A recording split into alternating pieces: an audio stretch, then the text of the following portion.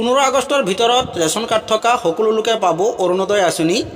ইয়াৰ বাবে কেনেকৈ আবেদন কৰিব লাগিব, কি ডকুমেণ্টৰ প্ৰয়োজন হ'ব, ফৰ্মখন ক'ত পাব, কেনেকৈ ফিল আপ কৰিব লাগিব, এই গোটেইখিনি ডিটেইলছ আপোনালোকে এইটো ভিডিঅ'ৰ জৰিয়তে জানিব পাৰিব।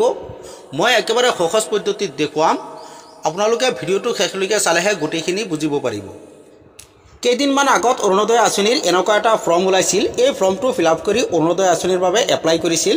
বহুতে কিন্তু কৈ আছে এই ফৰ্মটো সম্পূৰ্ণৰূপে ভুৱা ফৰ্ম। এইটো ফৰ্ম ফিল আপ কৰি অৰুণোদয় আঁচনিৰ বাবে এপ্লাই কৰা সকলৰ অৰুণোদয় আঁচনি নহ'বও পাৰে। প্ৰথমবাৰ যেতিয়া চৰকাৰে অৰুণোদয় আঁচনি দিছিল তেতিয়া এইটো ফৰ্ম দিছিল, এই ফৰ্মটো ফিল আপ কৰি অৰুণোদয় আঁচনিৰ বাবে এপ্লাই কৰিছিল। আৰু দ্বিতীয়বাৰ যেতিয়া আকৌ অৰুণোদয় আঁচনি দিছে তেতিয়া এই ফৰ্মটো দিছিল অৰুণোদয় 2.0। এই ফৰ্মটো ফিল আপ কৰি গাঁও পঞ্চায়তত অৰুণোদয় আঁচনিৰ বাবে এপ্লাই কৰিছিল। বৰ্তমান কিছু ঠাইত এই ফৰ্মটো ফিল আপ কৰি অৰুণোদয় আঁচনিৰ বাবে আবেদন চলি আছে। যদি আপোনাৰ ৰেশন কাৰ্ড আছে, অৰুণোদয় আঁচনিত এপ্লাই কৰিব বুলি ভাবি আছে, তেনেহ'লে এই ফৰ্মটো ফিল আপ কৰি অৰুণোদয় আঁচনিৰ বাবে আবেদন কৰিব পাৰিব। এই ফৰ্মখন ক'ত পাব, কেনেকৈ ফিল কৰিব লাগিব, কি ডকুমেণ্টৰ প্ৰয়োজন হ'ব, মই সকলোখিনি ডিটেইলছ আপোনালোকক দেখুৱাম। কিন্তু প্ৰথমতে আপোনাৰ জানিব লাগিব আপোনাৰ গাঁও পঞ্চায়তত অৰুণোদয় আঁচনিৰ আবেদন চলি আছে নে নাই। যদি চলি আছে তেনেহ'লে এই ফৰ্মখন ফিল আপ কৰি আবেদন কৰিব পাৰিব। আৰু যদি আবেদন চলি থকা নাই তেনেহ'লে এই ফৰ্মখন ফিল আপ কৰাৰ কোনো প্ৰয়োজন নাই। যদি আপোনাৰ পঞ্চায়তত আবেদন চলি থকা নাই তেনেহ'লে অন্য এটা প্ৰচেছত আবেদন কৰিব পাৰিব। সেই প্ৰচেছটো কি মই দেখুৱাম। মই প্ৰথমতে দেখুৱাই লৈছোঁ এই ফৰ্মখন ক'ত পাব, কেনেকৈ ফিল কৰিব লাগিব। প্ৰথমতে চাওক, দিয়া হৈছে ফাৰ্ষ্ট নেম, ইয়াত ফাৰ্ষ্ট নেম দিব লাগিব, তাৰপিছত মিডল নেম, তাৰপিছত লাষ্ট নেম। 2 নম্বৰত আছে ৱাইফ ডটাৰ কেয়াৰ অফ, ইয়াত আপুনি যিজনৰ নাম দিব বিচাৰে সেইটোৰ ওপৰত টিক চিন লগাই দিব, তাৰপিছত ইয়াত নামটো লিখি দিব। তাৰপিছত জেণ্ডাৰ।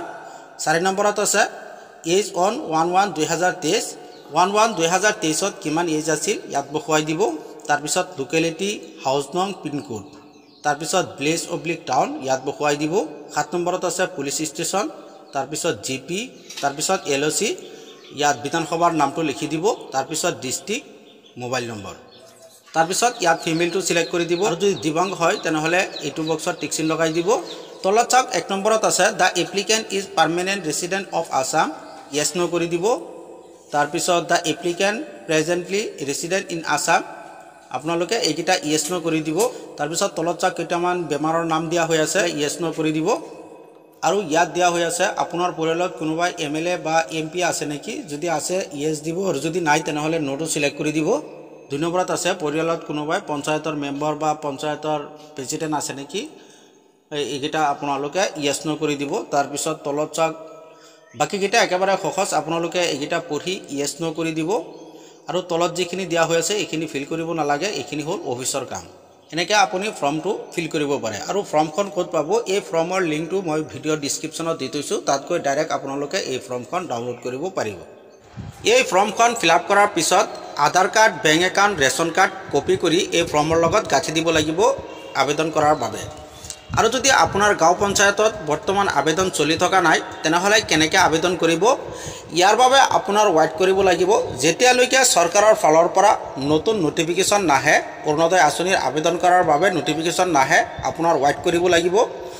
যেতিয়াই নতুন নটিফিকেশ্যন আহিব মই ভিডিঅ' বনাই দিম। ইয়াৰ বাবে মোৰ চেনেলটো ছাবস্ক্ৰাইব কৰি থ'ব নতুন ইনফৰমেশ্যনৰ ভিডিঅ' পোৱাৰ বাবে। যদি ভিডিঅ'টো ভাল লাগে লাইক এটা কৰি দিব, আৰু যদি কিবা জানিব লগা থাকে তেনেহ'লে কমেণ্ট কৰিব পাৰে।